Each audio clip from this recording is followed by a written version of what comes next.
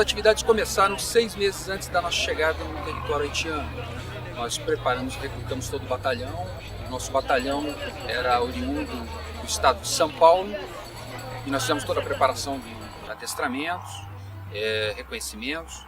E chegamos no Haiti e estávamos desempenhando as funções militares a que o Brasil nos designou, que era manter o ambiente seguro e estável para que as agências da ONU pudessem exercer as suas funções e melhorar as condições do país.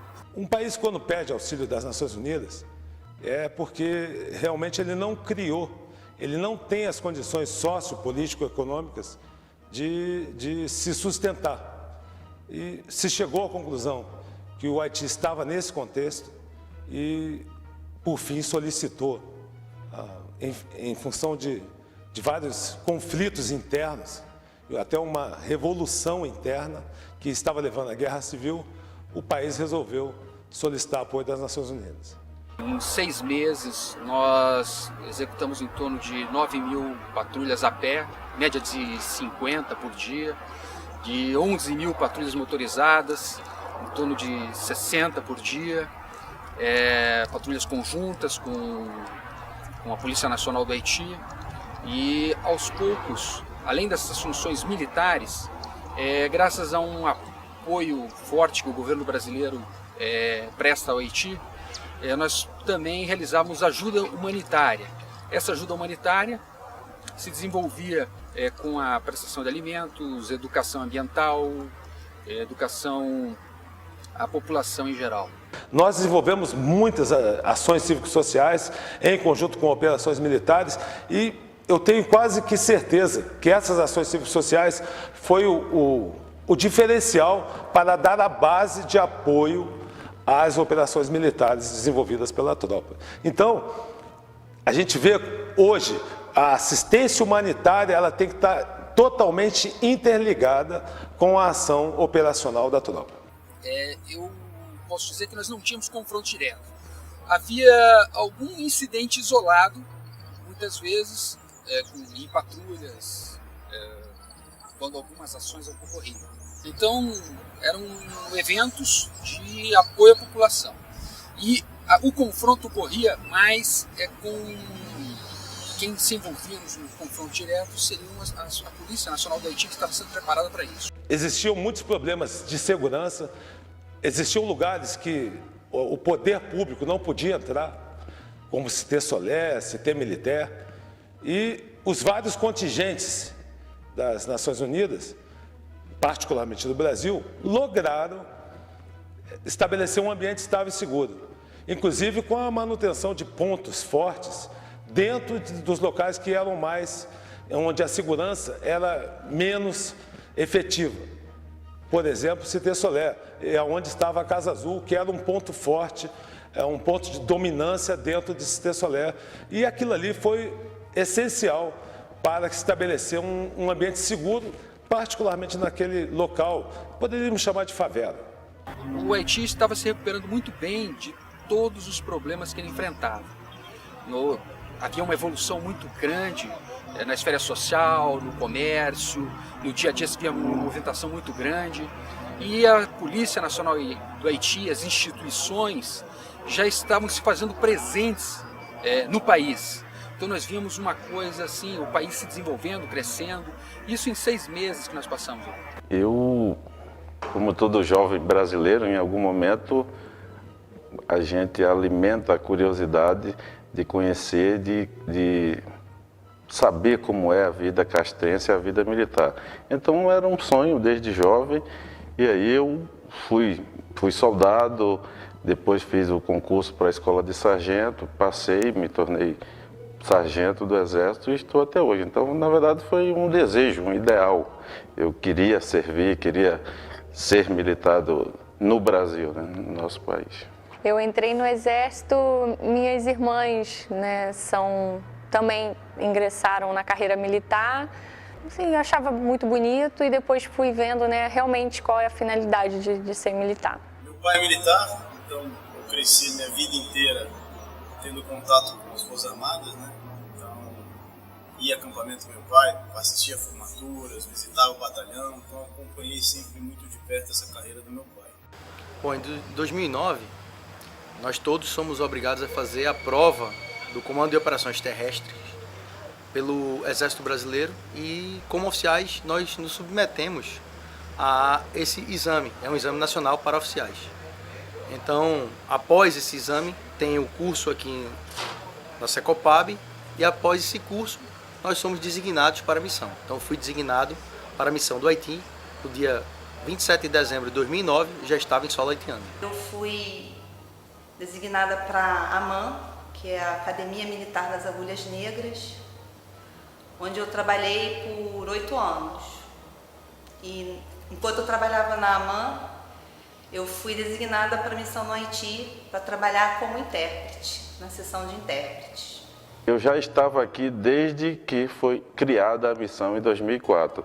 Então, a partir desse momento, no Estado-Maior do Batalhão Brasileiro, havia sempre uma seção específica de comunicação social. E aí eram escolhidos, inicialmente solicitados voluntários para compor. Havia um chefe e os seus auxiliares. Então, todos que aqui serviram e servem são, em algum momento, convidados a participar ou não da missão. A opção do Haiti, por eu escolher ser militar, eu queria fazer a diferença, né, nessa minha opção. E por eu já ter conquistado algumas etapas, né, na carreira militar, como servir na selva, trabalhar com as pessoas que realmente assim precisam, né, do seu cuidado. Quando veio a proposta do Haiti, eu logo fui voluntária e foi surgindo aquele sonho, né, de ir para um país diferente, né, trabalhar com pessoas, né, de outra cultura. O contato com a missão de paz também veio desde criança. Meu pai foi para Angola em 95, final de 95, voltou em fevereiro de 96. Então, essa parte de missão de paz também foi muito presente na vida da minha família. Surgiu a oportunidade, quando eu estava servindo em Pindamonhangaba, de compor a companhia de engenharia, né? Perguntaram quem eram os voluntários e foi oportunidade mesmo. A gente estava no lugar certo na hora certa, surgiu a vaga e a gente conseguiu ir para a missão, que era realmente uma coisa que vinha almejando desde a época de cadete. O impacto da chegada é forte. O Haiti, apesar de naquela época nós já estávamos com um avanço considerável, a missão começou em 2004, eu cheguei no Haiti em 2009, já havia muita coisa sido conquistada.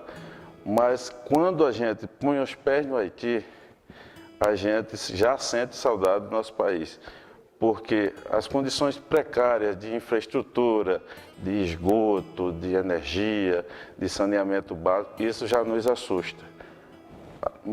Tem lugares no Haiti, acredito que ainda deve existir, que havia muita sujeira, o clima, pouca vegetação, calor intenso, sol escaldante, então a gente já se assusta com esse impacto inicial. Há quem fique assim meio estagnado olhando assim e venha na cabeça aquela pergunta básica que eu vim fazer aqui. Só que há um propósito muito maior por trás disso, que é o que nos impulsiona, que é o que nos movimenta. É você saber que você, de alguma forma, vai poder contribuir, vai poder deixar um pouquinho, deixar uma sementinha lá do seu trabalho em prol daquele povo lá que é muito sofrido. É um choque cultural quando você chega lá. Não é... A gente está acostumado com o choque cultural, né? Aqui no Brasil, quando você encontra alguém que passa necessidade, que não tem saneamento básico, só que lá é muito mais, assim, mexe muito mais com você, porque você está fora do seu país. Então, assim, quando você chega e vê aquele olhar daquela criança, assim, vendo uma esperança em você, você começa assim, opa, né? Eu tenho que fazer alguma coisa, né?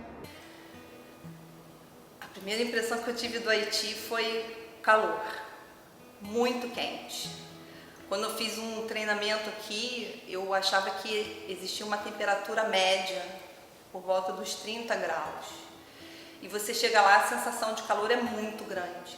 Bom, eu fui inicialmente designado após a entrevista ordinária que existe na missão, após também o Induction Training, que é o treinamento de introdução de uma semana, para ser o team leader, ou seja, assumir o comando da equipe de busca e resgate com cães. Porém, inicialmente, eu era o comandante desse mesmo grupamento canino, somente com a finalidade de buscar drogas juntamente com a Polícia Nacional Haitiana, no território haitiano. De mim até o soldado mais moderno do pelotão, uns 33. E a gente trabalhava dentro da companhia de engenharia com a missão de apoiar a MINUSTAH. Então a missão, ela tinha uma companhia de engenharia e a gente fazia parte de apoio à missão. Tanto mobilidade, contra mobilidade e instalações. Então a gente reparava estradas, a gente construía prédios, fazia terraplanagem, aterros, preparação de bases para unidades que estavam chegando. Então, se um novo batalhão ia chegar, precisava de uma área para estacionamento, a gente ia lá e preparava a área para eles chegarem. Alguns trabalhos em parceria com outras instituições para a população. Então, a gente fez asfaltamento de áreas carentes, fazia projeto de campo de futebol dentro de bairros, dentro de bairros carentes. Não havia rotina no Haiti.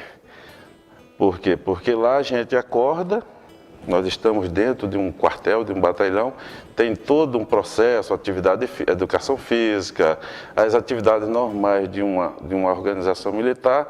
No nosso caso específico, como trabalhávamos com comunicação social, então a gente estava sempre em contato com o país, com a cidade. Por quê? Porque nós acompanhávamos todos os visitantes que ali ocorriam, jornalistas, autoridades. Então, todas essas pessoas eram acompanhadas por nós. Tínhamos a missão de vamos dizer assim, de certa forma, sugerir pautas e acompanhá-los no desenvolvimento dessas pautas, além de fazer os contatos com as demais subunidades do batalhão, no sentido de prover a segurança, de balizar itinerários.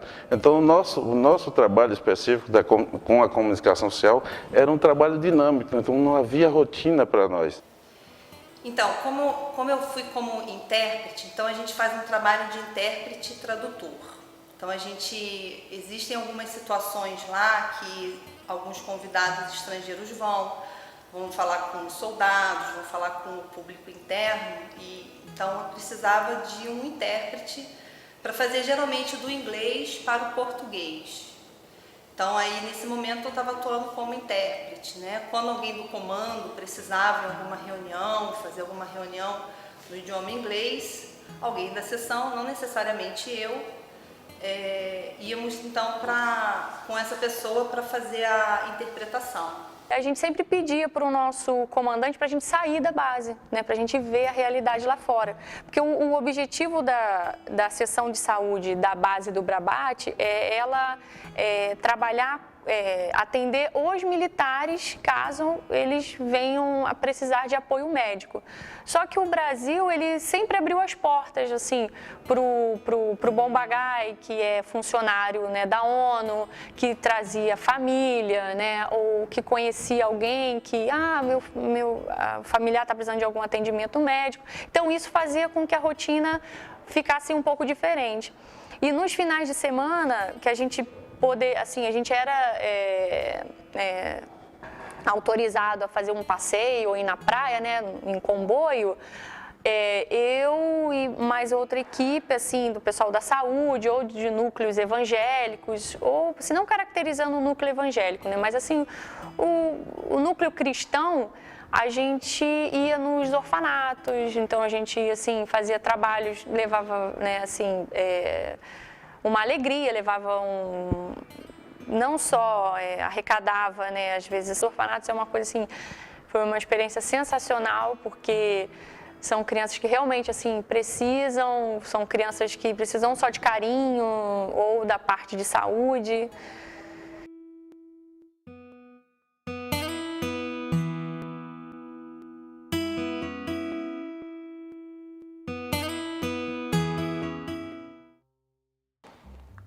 No dia do terremoto, eram cerca de aproximadamente 5 horas da tarde, e nós estávamos no trabalho, um expediente normal, um trabalho rotineiro, e nós nos surpreendemos com tudo balançando, o nosso chão quase que saindo dos nossos pés. Furacão, hein? Desce o pé logo aí.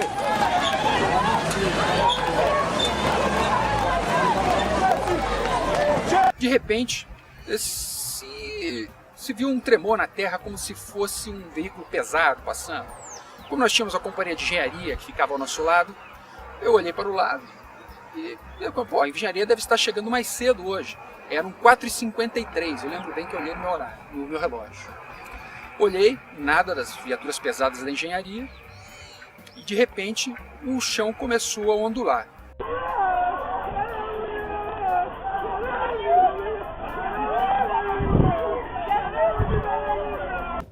Um barulho estranho, inicialmente houve um tremor vertical, vamos dizer assim, até pensamos que havia sempre um trânsito intenso de viaturas da engenharia, então tinha aquelas máquinas pesadas que passavam sempre na rua ao lado, e só que o tremor foi uma coisa muito mais intensa, né?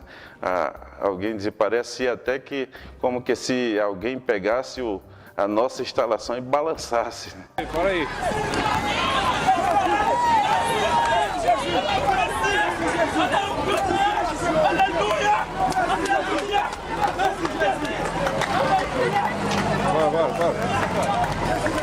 Bora. Nos primeiros 4, 5 segundos, uns 10 segundos assim, a gente dava risada. Tinha umas 4 mulheres, umas 3 mulheres dentro da sala da odontologia. E aí a capitão, num momento, falou assim, o que está acontecendo? Assim, manda parar de balançar o Corimec. O Corimec é a estrutura, né, onde eram as nossas, a nossa seção de saúde.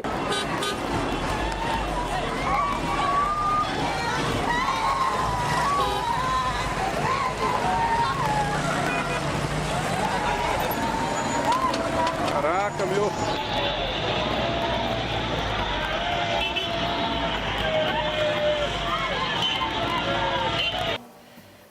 Eu senti muito o chão tremer. E era uma sensação assim que parece que é um rio, que vai passando por baixo do seu pé e que o chão é uma geleia.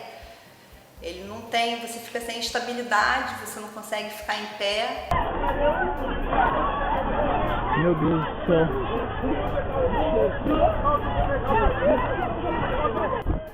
O terremoto foi numa terça-feira, eu estava indo embora na sexta. Minha previsão de saída do Haiti era na sexta-feira. Então a gente já estava meio que na descida da missão, né, esperando o tempo passar para poder ir embora. E aí eu lembro que eu tinha uma Coca-Cola 600 e um pacote de traquinas, assim, guardados, né, que valem muito dinheiro, uma Coca 600 e um pacote de traquinas no Haiti. E aí eu estava com esse material, isso guardado, e falei, hoje é um bom dia, depois de 8 horas debaixo de sol, é um bom dia para abrir minha Coca-Cola. E não sei, eu lembro que eu deitei na cama, com o computador no colo, tomando a Coca-Cola e começou a balançar. Eu estava falando com a minha família até pela internet, né? E aí começou a balançar. Acabou de desmoronar a igreja. Por pouco não caiu em cima da gente. Os sons do terremoto chegou primeiro do que a ação do terremoto. Eu pensei inicialmente que alguma coisa muito pesada estava batendo na parede da edificação que eu me encontrava. Porém, depois com as repetidas explosões que ocorriam embaixo dos nossos pés, eu pensei também que nossa base estava sendo bombardeada. Somente após ouvir uma canadense gritar em inglês "Earthquake, earthquake, run and save your lives", terremoto, terremoto, corram e salvem suas vidas, foi que eu pude me inserir dentro desse contexto de que eu estava realmente em um terremoto.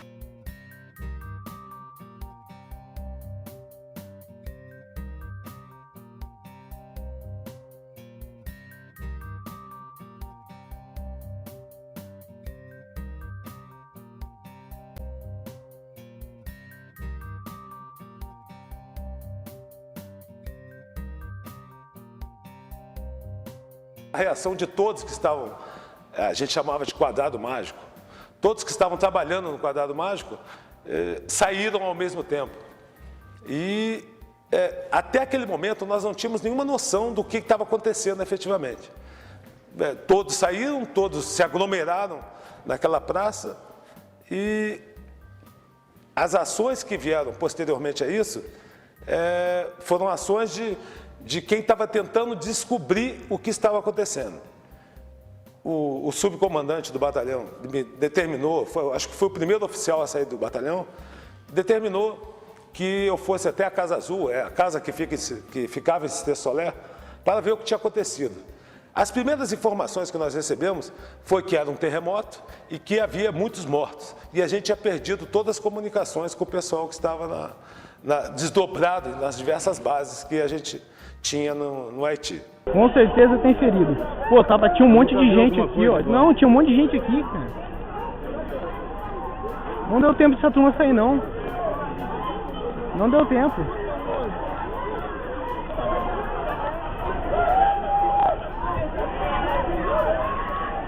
A hora que eu vi desmoronando, eu falei, nossa, vai dar tempo de nada agora. Passado esses, foi um tom de 35 segundos, que eu soube pelos noticiários, 35, 36 segundos da duração do sismo, esses 36 segundos pareceram uma eternidade. E logo após você olhava no horizonte e via uma poeira levantar em todo o horizonte da cidade. Dá uma olhada na poeira. Sumiu um monte de gente que estava aqui embaixo. No momento. É o exato momento da tragédia aqui.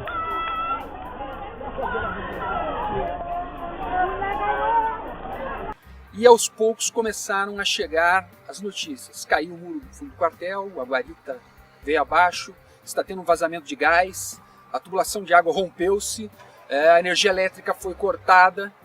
E depois esse movimento que inicialmente foi meio que vertical passou a ser horizontal. Isso foi aí que todo mundo se assustou e aquele famoso corre, corre, corre.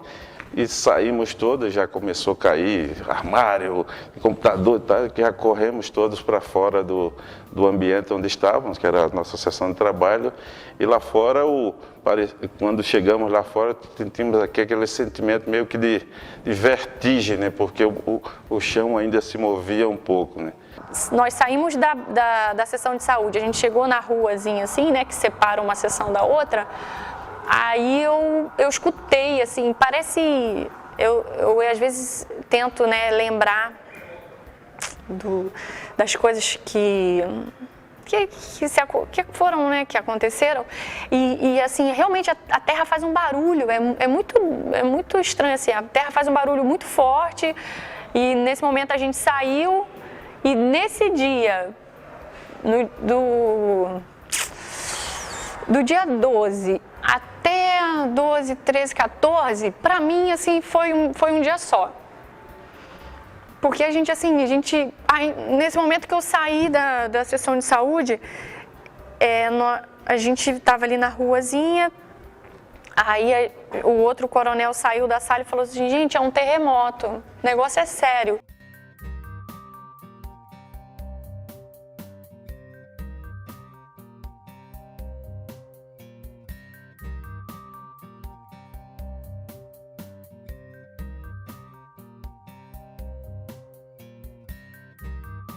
E eu sem saber o que era, pensando ainda que era algum acidente de viatura, né, que a viatura pudesse ter entrado e pegado os contêineres, alguma coisa assim.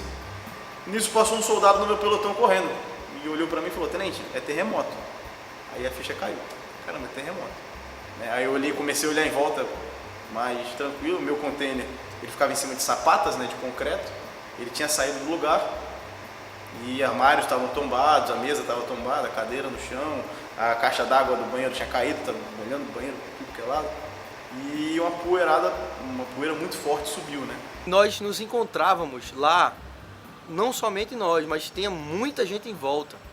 E aí começaram a correr para uma porta pequena que tinha nesse escritório, todo mundo junto. O caos se instalou e quando eu olhei para a direita tinha uma policial canadense que ela estava em pânico, abaixada próximo a uma mesa e dizendo que não ia sair de lá. Foi quando eu tive que forçá-la a sair, segurei pelo cinto, saí pela porta junto com ela. Quando eu cheguei na porta, eu me deparei com o corredor da agência bancária que nós tínhamos dentro da Logbase. Estava na minha frente uma coluna entrando em ruínas, todo o complexo em nível de estrutura sendo corrompido, e eu tive que tomar uma decisão. Eu saí em diagonal, soltei ela pela diagonal, longe do perigo, e segui para fora desse corredor. Não tem que fazer nada, capitão. Não precisa fazer nada? Sim. Tem nem... A gente não pode nem sair daqui.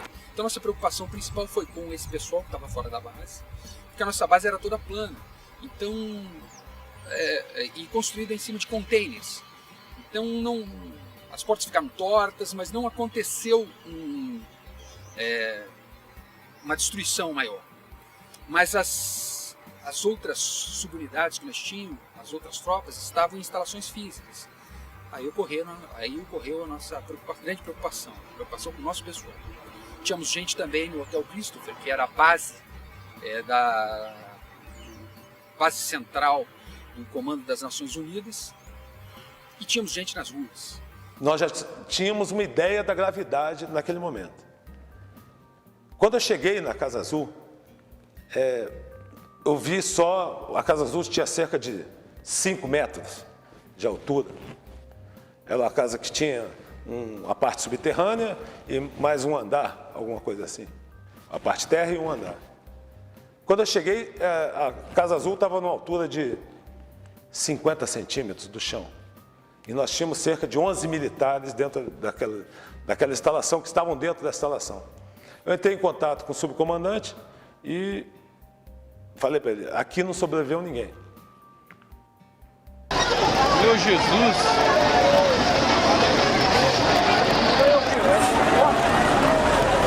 É aquele ponto forte aí? Ah, pô. Nós passamos aí, pô.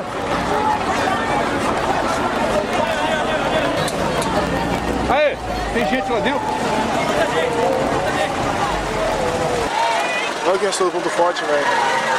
Tem gente aqui dentro ainda, mano.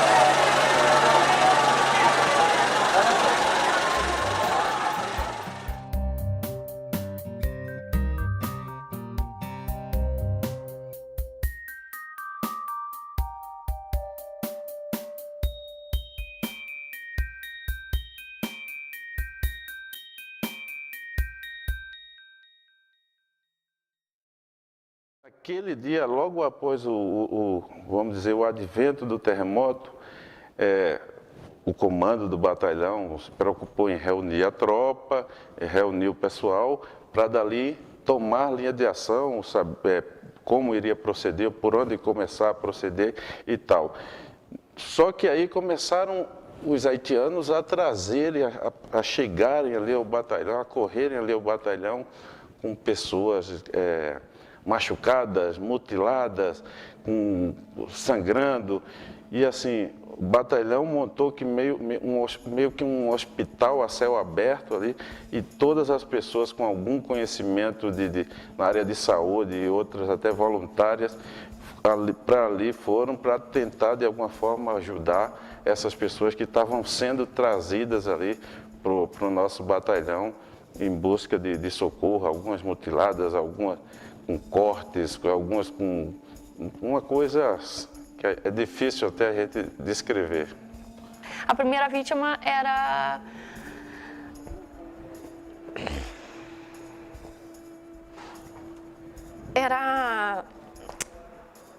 a Venezinha, que estava grávida. É engraçado, né? Como que hoje isso mexe comigo e, por exemplo, um tempo atrás não mexia, né? Agora que eu sou mãe. E ela estava grávida com uma fratura, né, na perna, e a gente fez todo o protocolo de atendimento, né? De atendimento pré-hospitalar, prancha, colar, vamos pegar, né, na cavaleira, colocar ela aqui, chamamos o marido que estava pedindo socorro, né, chamando a família para poder entrar na ambulância.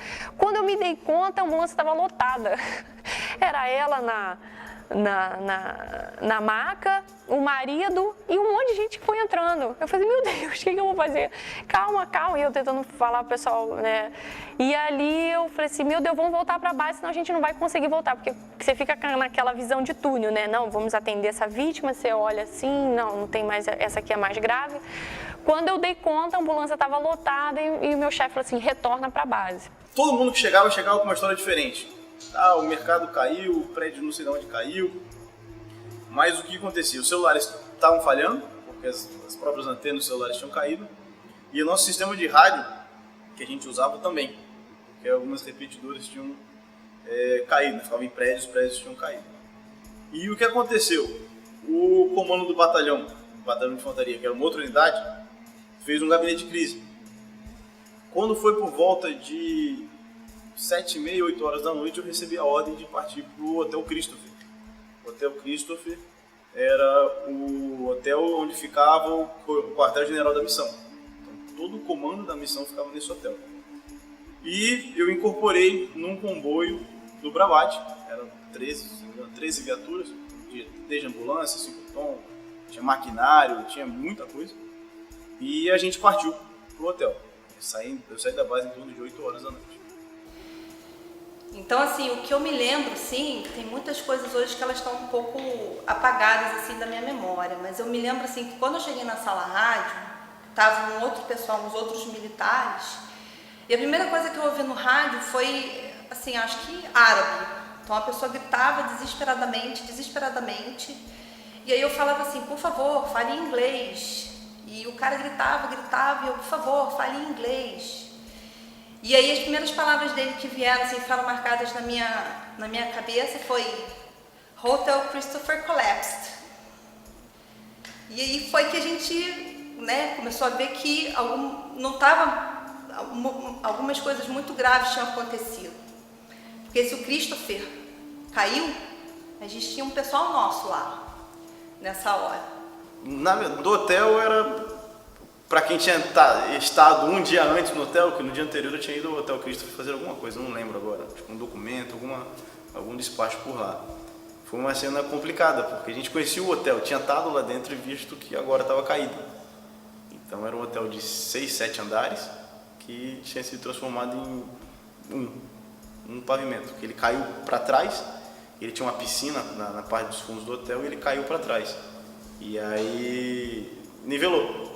Os escombros foram todos para essa parte que era mais baixa. Então, que era 7 andares, ficou 1. Então, essa foi a imagem que a gente teve.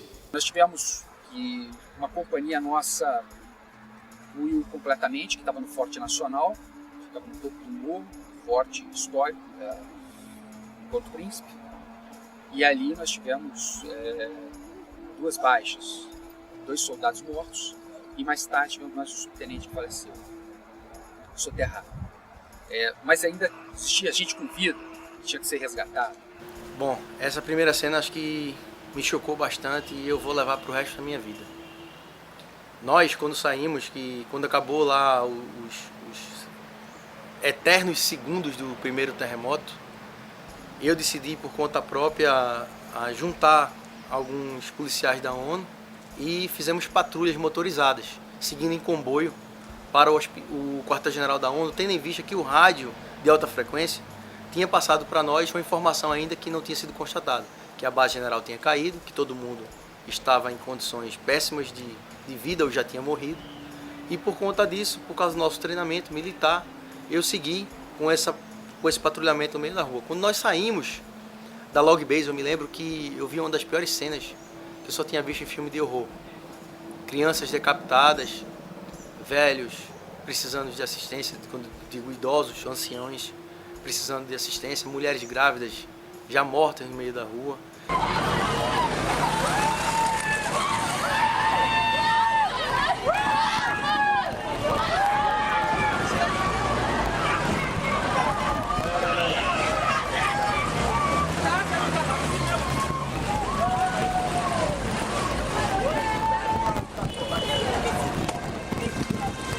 O interessante do Haiti é que é o seguinte, ele tem a via urbana normal e o esgoto dele é a céu aberto em valas que são laterais a essa via. Então, quando eu pude perceber, já tinha muita edificação caída e vários corpos nessas valas. E pelo fato de nós estarmos empunhando a bandeira da ONU, nós estarmos carregando a bandeira da ONU no nosso uniforme, a população, ela naturalmente ela já confiava em nós.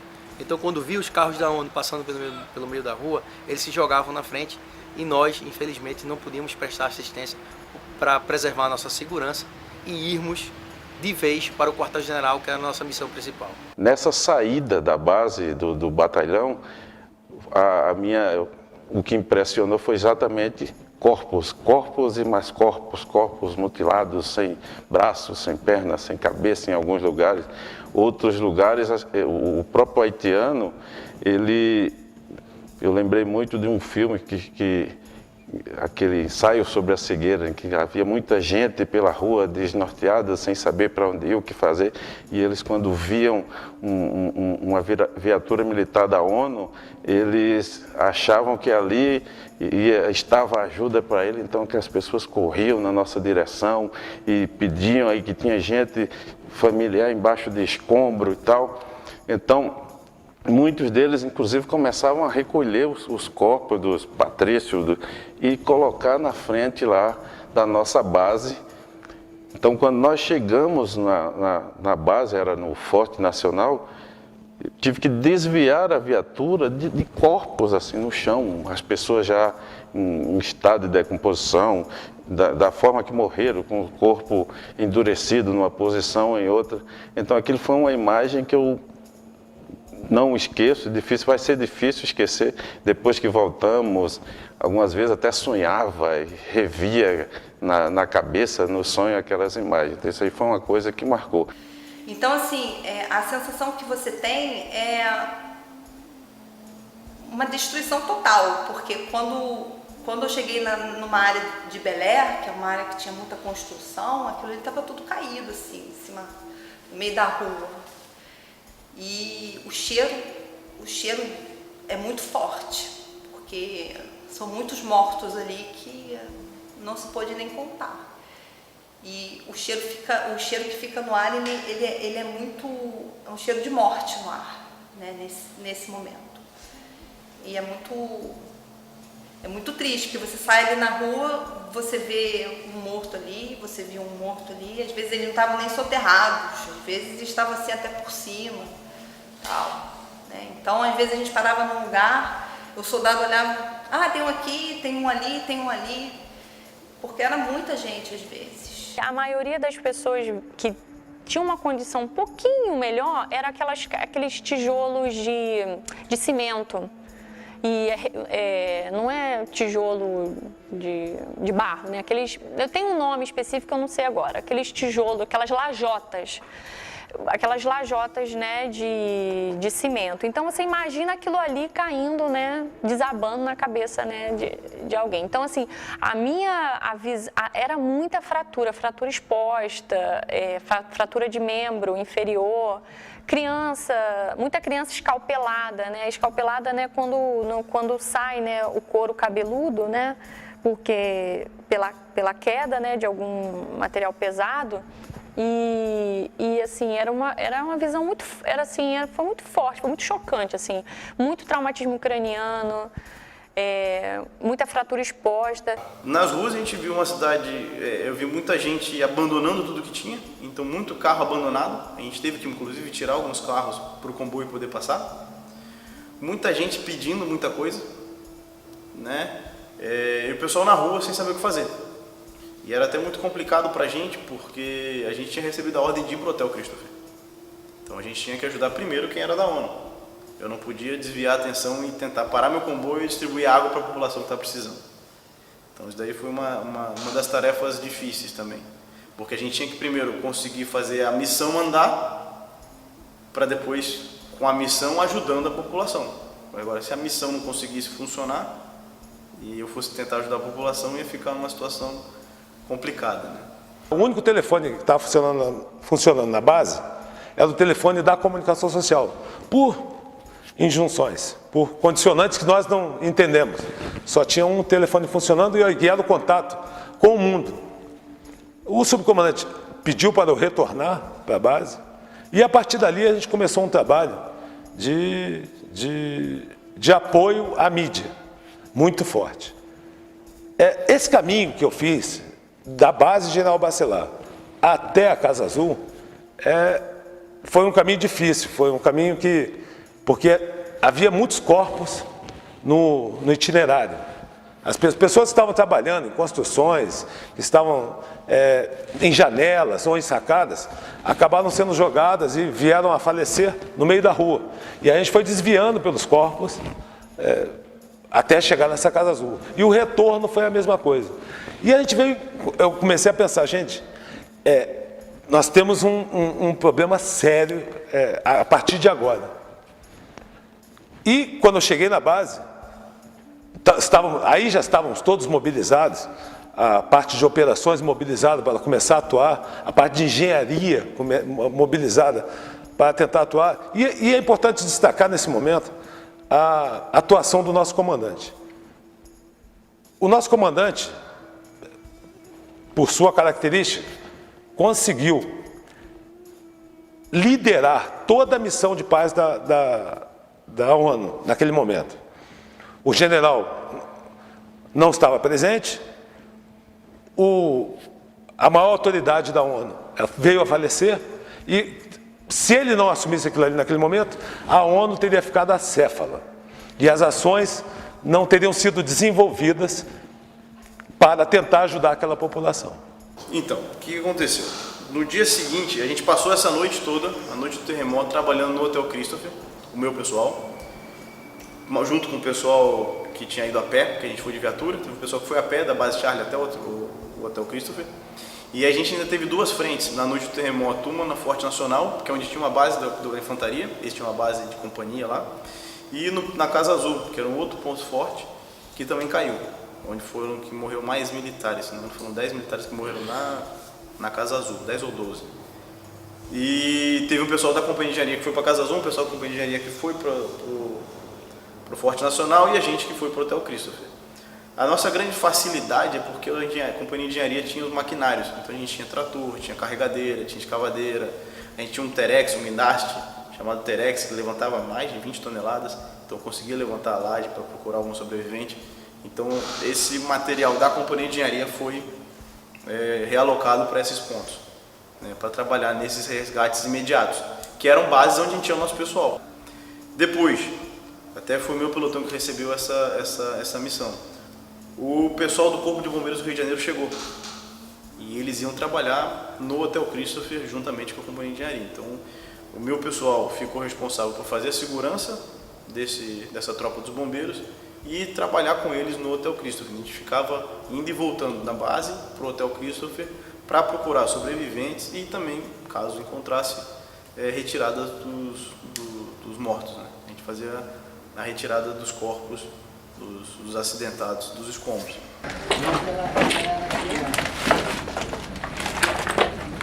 Tem um corpo ali dentro.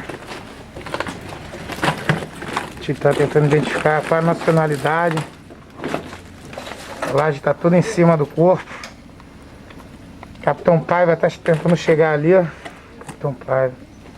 Tenente Valdetaro, Tenente Valdetaro aqui, ó. Reconhecimento, identificação.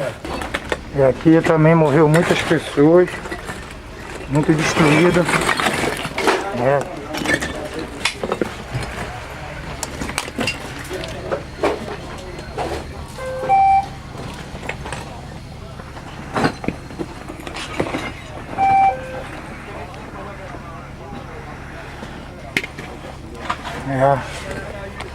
Muito sinistro.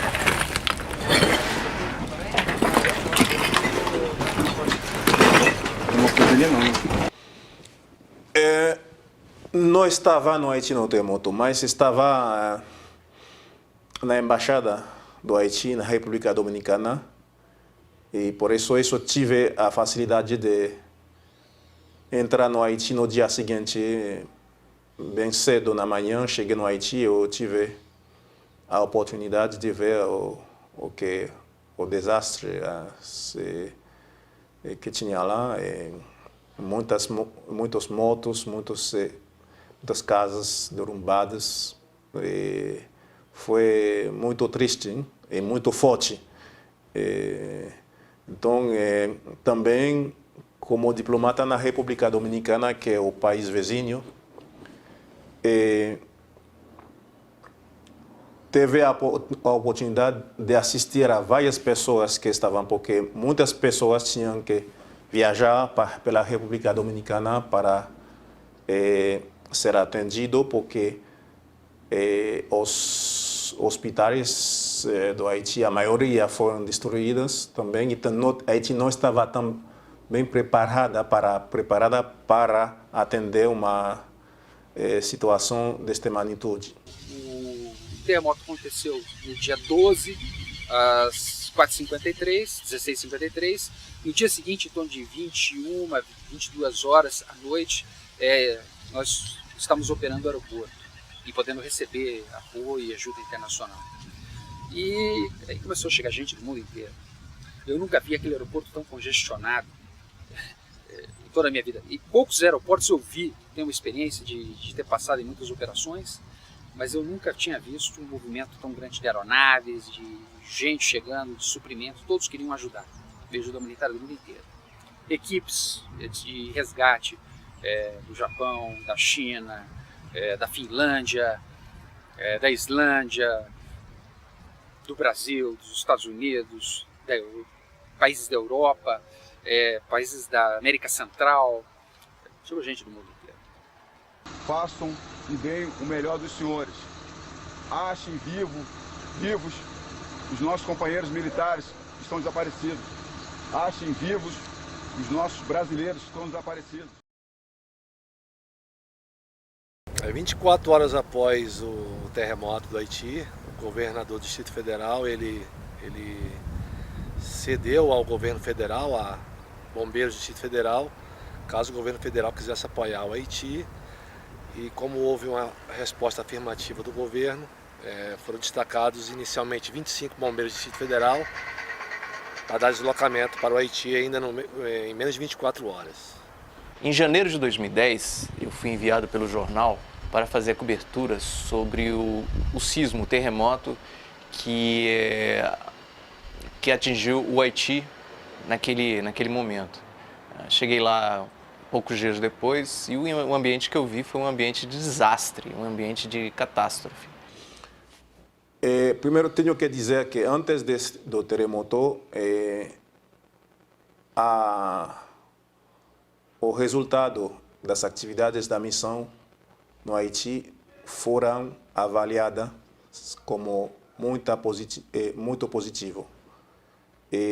O clima de segurança foi estabelecido, as eleições passaram sem problema, a economia do país estava numa boa direção para crescer e chegou mesmo a crescer, apesar da situação da crise mundial, econômica mundial. Mas é por isso que falam no Haiti de antes e depois do terremoto. Antes, a chegada do terremoto vai como eliminar quase toda esta conquista, toda esse sucesso. Assim que você põe o pé na cidade, você tem um impacto nos seus sentidos, porque você tem calor, você tem ansiedade, você tem aquela sensação, porque mesmo depois do terremoto mais importante ainda teve outros abalos, e tinha um cheiro, que é o cheiro na cidade, que era aquele cheiro que era o cheiro de morte. E você precisava se proteger, porque ventava, a poeira trazia o cheiro, o vento trazia poeira, cheiro. Era um momento que você estava ali trabalhando com todos os sentidos. Saímos do avião, pegamos um caminhão e fomos direto para o QG do Exército. No meio do caminho, a gente passou pelo centro da cidade e os prédios todos destruídos. Não tinha um prédio em pé. E a coisa que mais me impactou foi o fato de que as pessoas ficavam na rua, elas ficavam andando de um lado para o outro, tentando arranjar o básico, que era água e comida. E elas ficaram simplesmente perambulando. Passava por eles, eles pediam comida, água, eles queriam ajuda. Então, meu papel ali era de cobrir a tragédia, de cobrir a ação do Brasil.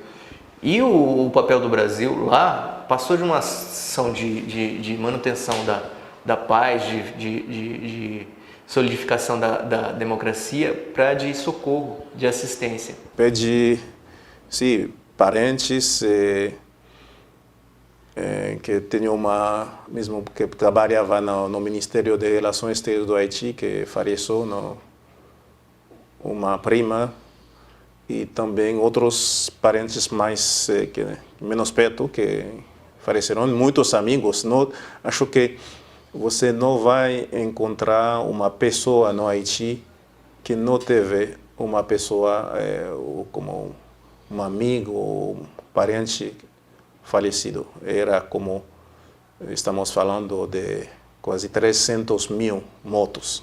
Então o primeiro local que a gente chegou foi numa escola pública, né, onde tinha cerca de 300 alunos lá dentro, todos mortos, e a informação inicial que poderia ainda haver alguém vivo. Então nós ficamos aí praticamente 24 horas tentando localizar alguém vivo nesse local, mas infelizmente todos estavam mortos.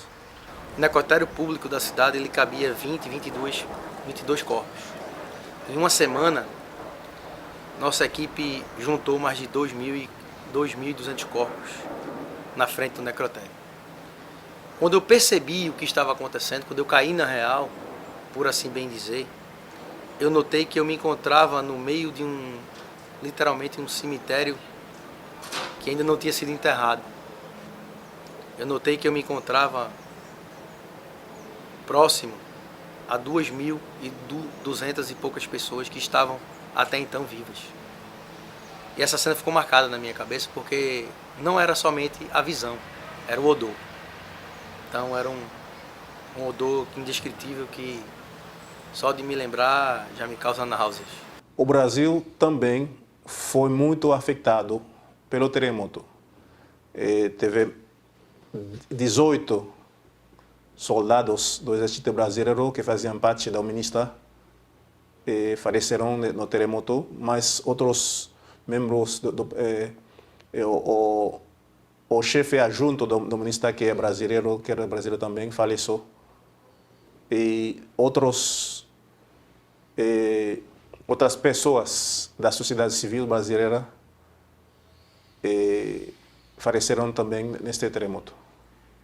No Forte Nacional, que nós tentamos resgatar um companheiro, nós acompanhamos via rádio o resgate, foram 4 horas de resgate. Quando ele foi resgatado, expirou logo após o resgate. Então isso chocou muito os militares que trabalhavam no dia a dia, conheciam esses companheiros. Ao ver resgatar um militar, 2 companheiros estavam próximos de um barranco e foram soterrados. Quando os corpos foram retirados, os militares sentiram aquele peso. Porque nós fomos também vítimas do terremoto. Nós não estávamos lá somente como pessoas fazendo resgate, apoiando, ajudando. Todos nós somos seres humanos, nós temos sentimentos.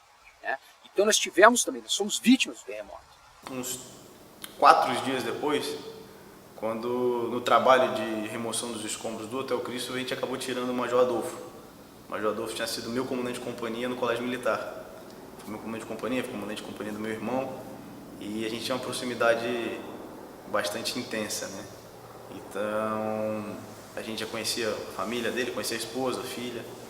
E acho que pra mim o maior choque que eu tive foi, o momento que eu fiquei mais abalado foi quando a gente tirou o corpo do Major Adolfo. E era alguém que a gente estava procurando há muito tempo.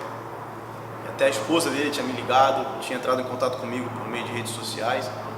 E eu queria saber do corpo do marido, a gente tentando procurar, né, amenizar. E quando a gente achou o corpo do Major Adolfo, acho que ali foi o ponto mais complicado, pelo menos para mim. Perdi vários companheiros, inclusive amigos próximos meus, de quem eu tinha muita estima.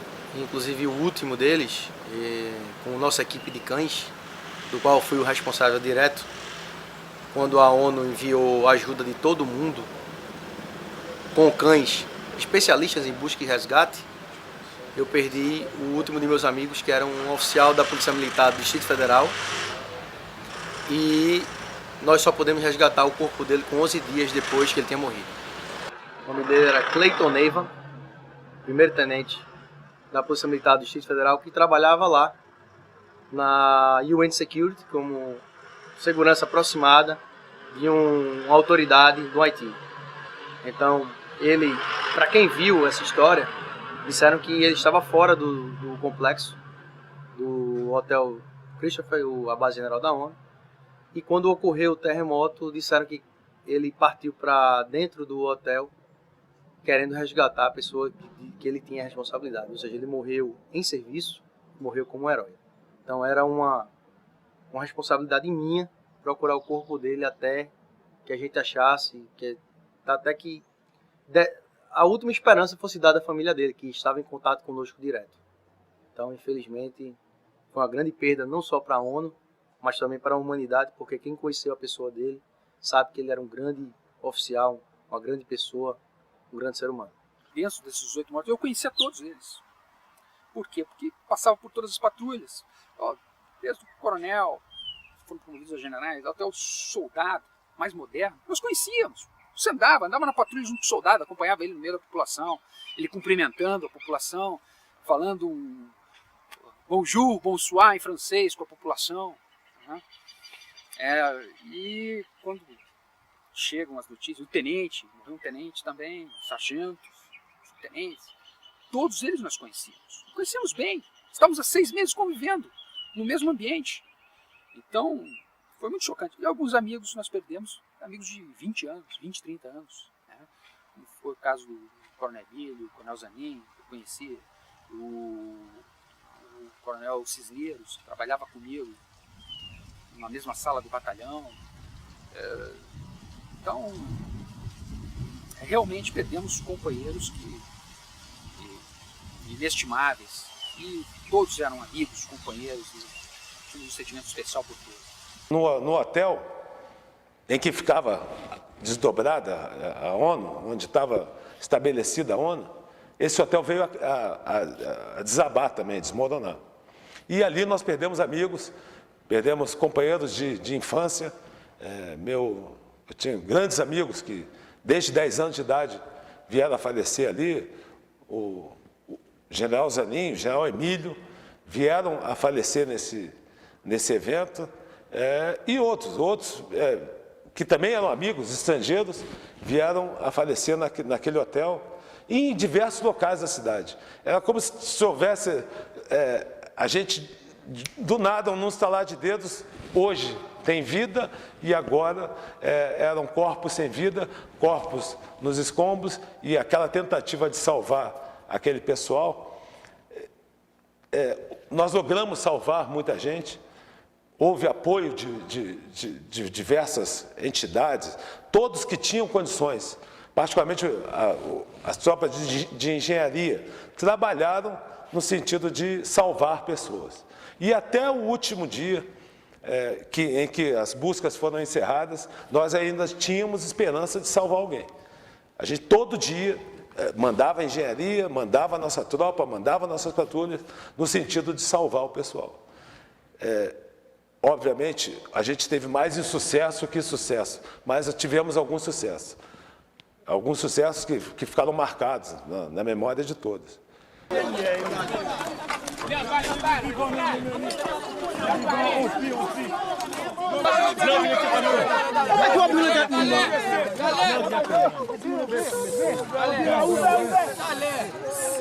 Abre o verre, s'il vous plaît, o verre.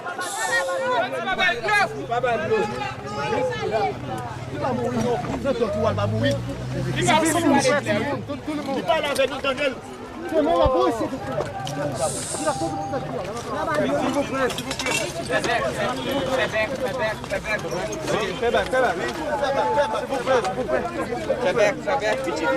Petit. Tá aqui. Tá vivo. Uma mulher. Olha a mão dela. Ok. Fique calmo. Alguém tem uma lanterna? Pega a mão dela aí, pega a mão dela. Me dá uma lanterna aí. Eu quero ver onde está a cabeça. Tem uma lanterna maior aí?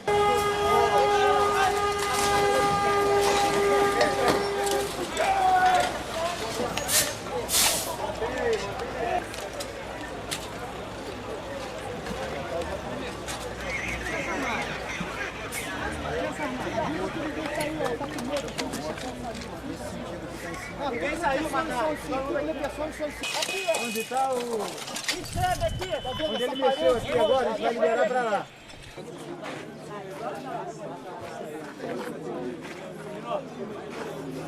Está fora de posição também. Vamos montar aqui. Vamos ver como é que está. Olha.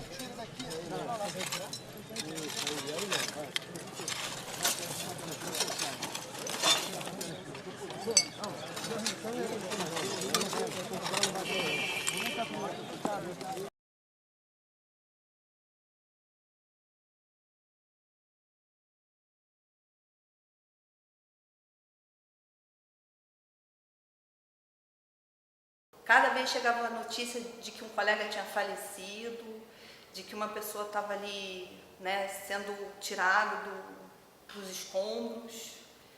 E às vezes a gente tinha até uma esperança, foi tirado, né, mas depois veio a falecer. Então, eram sentimentos que sempre vinham pra gente. E eu era a boca de ferro, assim, das formaturas, né? Então, nós fazíamos sempre as formaturas em português e inglês. E eu fazia sempre as formaturas em inglês. Então, eu tive que fazer a formatura quando os corpos foram enviados para o Brasil. Eu tive que fazer uma formatura na ONU, que a ONU foi chamada para homenagear todas as pessoas que trabalhavam com a ONU, civis e militares. Então foi um grupo lá fazer leitura, eu fui chamada também. Então isso foram coisas assim que foram muito tristes também, porque toda hora eu estava em contato ali com aquela coisa. Não vou dizer para você que eu perdi amigos, eu vou dizer para você que eu perdi irmãos de arma, irmãos de farda, né? E essas pessoas faziam parte da nossa família, da família Verde Oliva, o Exército, eram brasileiros, assim como todos os outros de outros países. Então, perdemos e foi uma perda considerável.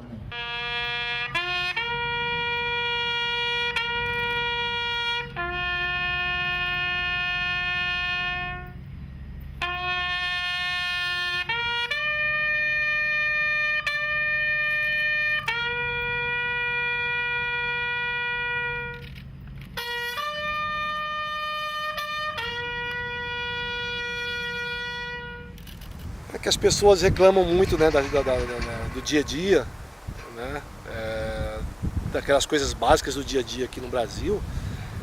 E se elas permanecessem lá pelo menos um dia, na condição que a gente permaneceu, elas mudariam completamente o modo de ver as coisas, né? Aquela quantidade de pessoas mortas, mais de 200 mil pessoas mortas, você vendo diariamente aquilo, vendo pessoas passar fome, pessoas tomando água e lavando roupa em água de esgoto, né? É uma situação complicada. Então a gente chora por muito pouco e as pessoas lá sobrevivem por quase nada.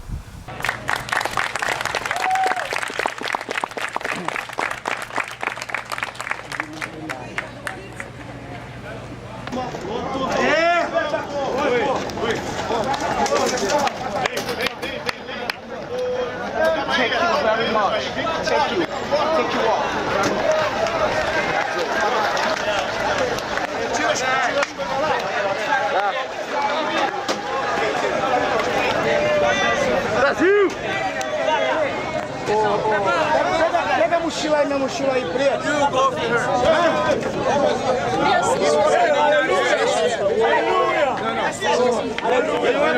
Brasil! O sismo, ele não só variou as estruturas do país, como também desfacelou as famílias.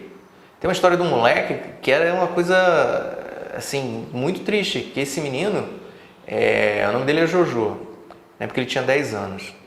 Ele estava jogando bola com os moleques da idade dele na rua quando o terremoto chegou. O terremoto foi tão forte que, segundo ele, jogou ele para cima. Ele bateu e depois, na hora que ele encostou no chão de novo, tremeu de novo e ele sacudiu de novo. O menino ficou inconsciente durante algum tempo. Ele não sabe precisar quanto tempo. Quando ele acordou, cara, tava tudo monocromático. Era tudo cinza. Ele não conseguia distinguir o que era céu, o que era chão, o que era prédio, o que era pessoa. E aos poucos ele foi tomando consciência do que estava acontecendo e ele só conseguia distinguir um pouco o que era o ser humano ali, porque tinha filetes de sangue escorrendo pelas pessoas. Então era aquela coisa monocromática rompida pelo sangue, sabe? Era uma coisa, um impacto visual para ele, para um menino de 10 anos, muito forte. E o que aconteceu? Ele correu para ir à casa dele, para procurar auxílio dos pais. Chegou lá, a mãe dele tinha sido esmagada por uma laje. E o pai e os outros irmãos sumiram. Entende? Ou eles estavam em outro local, ou simplesmente ele não sabe quanto tempo ele ficou desacordado. Então ele estava realmente perdido, um moleque de 10 anos. No dia seguinte, quando um carro do exército passou, que ele estava indo socorrer, voltando de uma missão, e esse menino Jojo resolveu seguir o carro do exército. E acabou indo pro QG. Lá, ele conseguiu comida, ele conseguiu água, né, que é muito importante, porque a desidratação muito quente e todo o processo dramático, né, traumático, ele não tinha água para beber. E conseguiu roupa, ele recebeu uma doação de roupas. Alguns soldados deram uma camisa do Botafogo com uma bermuda do Botafogo. Uma que me marcou muito, por exemplo, foi uma senhora haitiana que ela trabalhava lá na base e o filhinho dela perdeu o pé, né? Aí você pensa assim, poxa, no Haiti já é tão difícil, imagina para uma pessoa que já não tem toda a sua capacidade física, que não é 100%, que não é fisicamente bem 100%, né? O que vai ser dessa criança assim no futuro? Isso é uma coisa também que, como é uma pessoa mais próxima, que a gente conhece, trabalhava lá, né, também marca mais a gente. São pessoas mais próximas. Igual, como na minha sessão, nós temos alguns haitianos que eles trabalham com a gente, né? Então, eles também perderam assim, família, as casas ficaram em mau estado, né? Então, você sente mais, às vezes, também o drama daquela pessoa, ele fica mais próximo de você. Os danos foram muitos. A nível humano, tivemos mais ou menos 300 mil mortos, ou mesmo a mesma quantidade de feridas, pessoas feridas, e 1.600.000 pessoas como sem casa, que estavam em abrigo temporários, 1.300 edifícios de ensino, escolas, universidades destruídas, 50 hospitais destruídos, e falam de quase 7,9 bilhões de dólares de destruição material, que representa mais ou menos 120% do PIB do país, se a gente está considerando o ano 2009. Isso sem falar das edifícios como igrejas, que quase todos foram destruídas.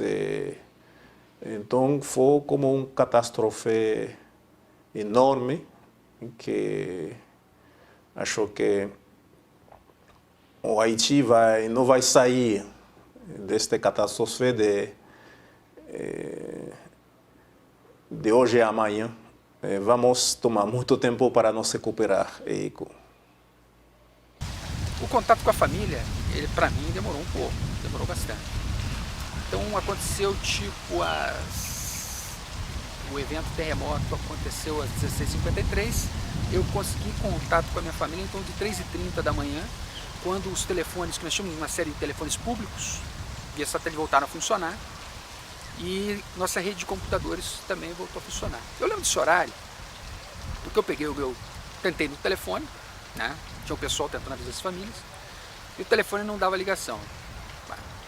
Aí eu peguei um netbook que eu tinha, botei sobre uma viatura, abri e tentei falar via Skype. Tentar uma ligação via Skype. E, eventualmente, o computador da minha irmã estava ligado. Aí eu chamei e ela me respondeu. De madrugada, 3 e pouco da manhã.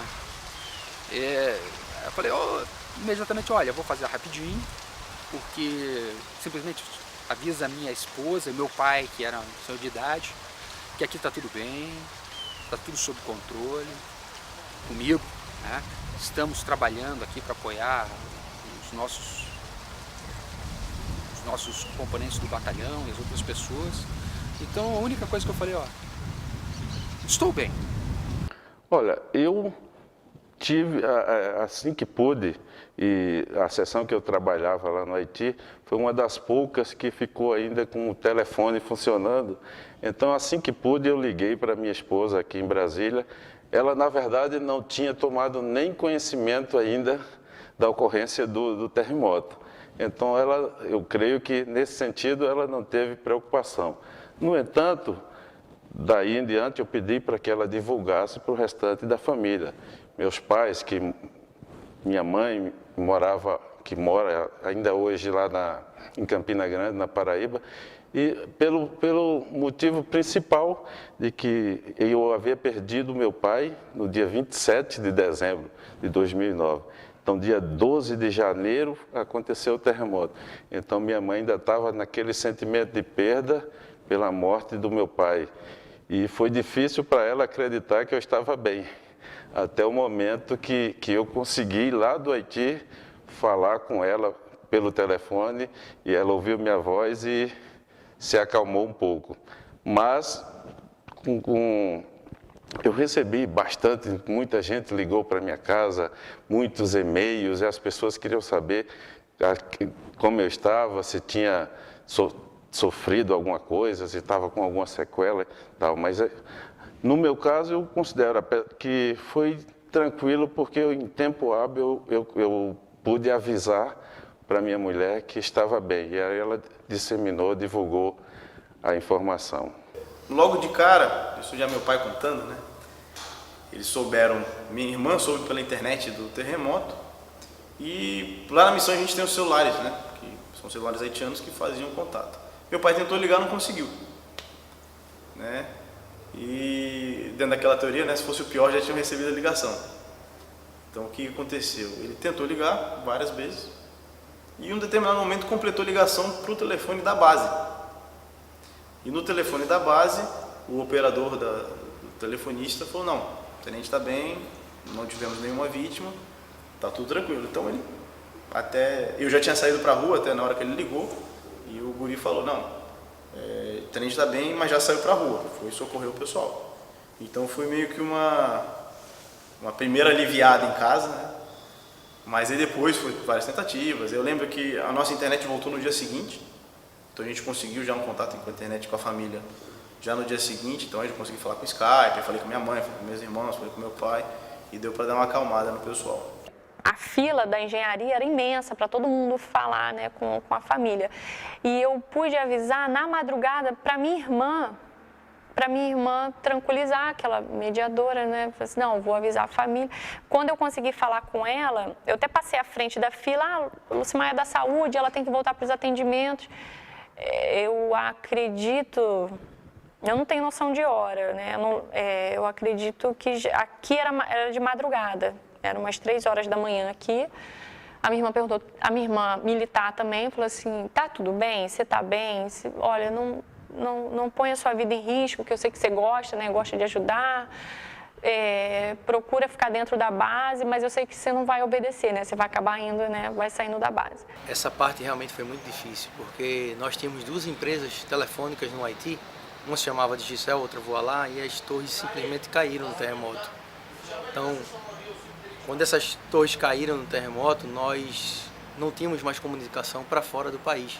todo sinal telefônico celular, ele tinha acabado de não existir. Então, por conta disso, eu, mesmo que quisesse, eu não teria condições de entrar em contato com o mundo afora.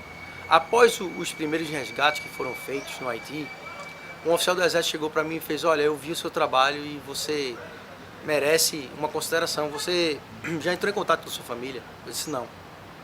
Inclusive minha mãe é cardíaca. Essa altura ela já deve estar pensando que eu morri. E para minha surpresa ele fez: olha, toma um telefone satelital, entre em contato com sua família agora. Quando eu entrei em contato com minha família, minha mãe não acreditou que estava falando com o filho dela. Disse: não é mentira, meu filho morreu. Eu vou morrer em seguida, porque eu não vou conseguir viver sem meu filho. E eu não acredito que é meu filho que está falando comigo. Eu disse: mãe, desculpe, mas sou eu mesmo. Essa situação aconteceu. Olha, tem um sinal assim. Não, mas podem estar vendo o corpo dele, está dizendo sinal. Ela só acreditou quando eu falei: olha, quando eu era pequeno eu fiz isso, isso e isso. Ela fez: então é meu filho. Aí começou a chorar e dizer: olha, volta agora, é uma ordem, não quero saber. Eu disse: olha, mãe, desculpa, mas essa ordem eu não vou poder cumprir, porque eu estou aqui num lugar onde as pessoas precisam do meu trabalho. E se eu sair agora com 15 dias de missão, o que é que vão pensar de mim, da minha corporação e do meu país, que eu sou um covarde? Não, mas você não é um covarde, é questão de situação de vida. Diz: olha, eu vim por uma missão e eu vou cumprir minha missão. Cumpri, graças a Deus, voltei para o Brasil. Quando você volta para o Brasil, você pega um avião e retorna, né? Avião da FAB que nos apoiou. Você para, o que eu estou fazendo? Eu não estou com a patrulha, eu não estou coordenando mais patrulha, não estou recebendo telefonema o tempo inteiro, é rádio, telefone, é ligação, resolver coisas. Então o ritmo ele volta. E a gente tem que se preparar um pouco. Nós tivemos uma equipe de apoio psicológico, no Centro de Pessoal, durante a nossa desmobilização. Nessa desmobilização nós fizemos na cidade de Campinas, né, que era a sede onde que vinham as principais tropas do nosso batalhão. E ali foram realizados diversos exames médicos, né, avaliações psicológicas, no qual nós também relatamos todas as nossas impressões, nossas atividades, né, para serem registradas. E aí o retorno à família. E a retorno à família é uma coisa fabulosa, você encontrar esposos, filhos, os pais, os amigos, né? Todos querem saber. E aí você tem que contar o que aconteceu para um, para outro, e aquilo não sai da cabeça. Você fica lembrando de tudo que aconteceu, lembrando do dia a dia, né? E existe um tempo que você tem que se preparar, sentar, botar um pé no chão, para voltar à vida normal. E realmente aí dá um descanso, quando você está no seio familiar, aí tudo volta ao normal. Olha, a nossa missão no Haiti, a gente quando está lá fica com saudade de casa e querendo voltar. Mas quando chega o dia de voltar, por um momento a gente sente uma vontade: será que eu não tenho mais o que fazer aqui?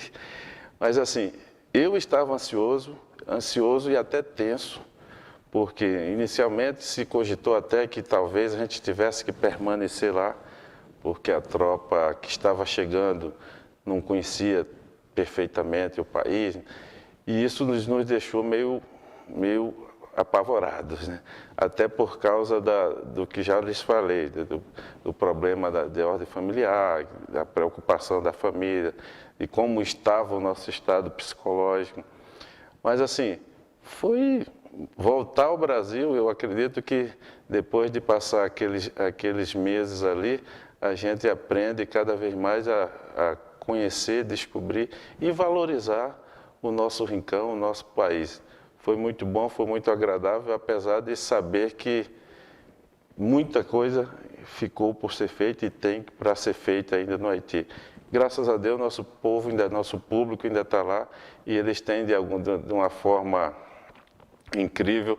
Basta ver o trabalho da nossa engenharia, de uma forma incrível, melhorado, vamos dizer assim, dentro do possível, as condições de vida daquele povo lá no Haiti.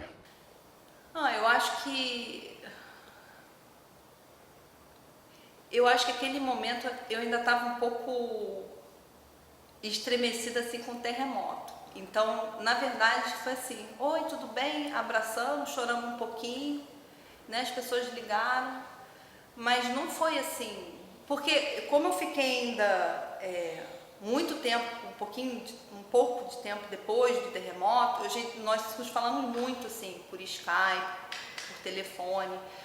Então assim, quando eu cheguei a coisa já estava um pouquinho mais assentada. É estranho, porque você... Ainda mais a gente que passou pelo terremoto. Quando você volta de uma missão de paz, você às vezes volta para a sua vida normal, mas você tem que lembrar que as pessoas também estavam em outras atividades, né? Não vai voltar, né, o tempo, né? Quando você saiu daqui, quando você volta, não está tudo igual, né? E quando eu voltei, todo mundo queria falar do terremoto, mas me respeitaram, que assim, eu fui falando aos poucos, até hoje, assim, né? Eu evito ficar, né, falando assim, né, muito específico, né, de algumas coisas, de algumas cenas, né, que chocaram. A princípio, eles são uma força de paz que estão ali para a manutenção da ordem pública e para a estabilização do país, para que seja ali solidificada a democracia. Só que com o evento do terremoto, eles passaram de uma força de ação militar para uma força de ação de amparo, de socorro, de auxílio. Então eles começaram ali a fazer resgate de vítimas, começaram a fazer atendimento hospitalar, eles fizeram o atendimento às pessoas que foram afetadas, eles começaram a fazer distribuição de água e de comida, de tudo que era necessário para que o haitiano tivesse uma vida mais tranquila depois daquele desastre medonho. Então, e a ação deles, apesar de terem morrido alguns militares durante o terremoto, foi uma ação muito centrada e muito profissional.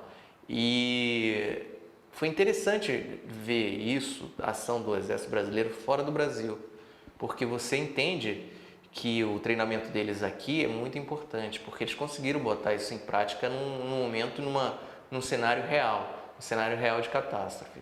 Foi bem interessante. Somos muito confiantes e que achamos que o futuro do Haiti é primeiro a responsabilidade dos haitianos. Estamos muito conscientes desta situação e o povo, como o governo, quer dar esta oportunidade a este país, tomando nossas responsabilidades e trabalhar para um melhor futuro para nossos filhos nos anos que vão vir. Espero que eles tenham condições de se recuperar, né, do impacto que eles tiveram, mas a gente viu também a condição em que o país vive. A gente acha que vai demorar muito tempo para que isso saia da memória do povo haitiano, mas eles também se mostraram um povo bastante resiliente, né?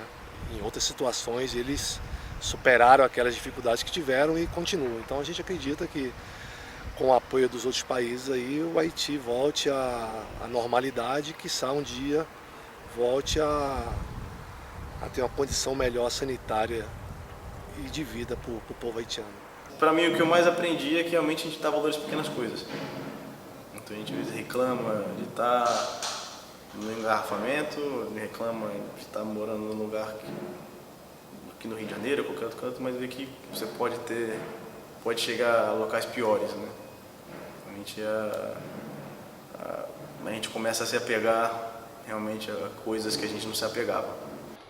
Olha, tudo na nossa vida, eu costumo dizer que nada acontece na nossa vida por acaso. Em tudo há, sobretudo, um propósito de Deus. Para quem acredita que existe Deus, então em tudo há um propósito de Deus. E tudo que a gente vive e vivencia é para nosso conhecimento, para nosso preparo. Até com as coisas ruins, a gente aprende, ou tem que tirar algum aprendizado. Foi uma experiência de vida, eu vivi e convivi com pessoas diferentes, não só no contexto do povo haitiano, mas no contexto da própria missão da ONU no Haiti, então com os exércitos, com as tropas militares que ali estavam, com quem a gente convivia, com a diferença cultural, com as crenças, com tudo isso foi aprendizado para nós, que com certeza trouxe valores para a nossa carreira e para a nossa vida como seres humanos, como pessoas. O que me trouxe, assim, foi mais maturidade. Assim, hoje eu entro, assim, eu sou mais observadora. Eu sou uma pessoa mais observadora. Consigo, assim, dentro de mim, gerenciar mais, assim, aquela emoção na hora que você está trabalhando, que você vê um ferido. Eu cresci muito no Haiti. E o Haiti, ele me abriu portas de uma maneira assim, que, por exemplo, hoje eu falo assim de missão de paz, então eu estudo sobre gênero, eu estudo sobre coordenação civil-militar, que são coisas que eu nem pensaria em fazer, né? Então são coisas assim, estou fazendo alguns cursos online, leio muitos livros, me interessam muitos livros hoje que falam de gênero, de alguma coisa, então abriu para uma outra área também. Somente um evento dessa magnitude é que pode chamar a atenção do mundo inteiro para um país que tem grandes dificuldades e padece de tanto sofrimento como aquele país do Haiti. Porque para a população extremamente pobre, que vivia em casebres, você olhava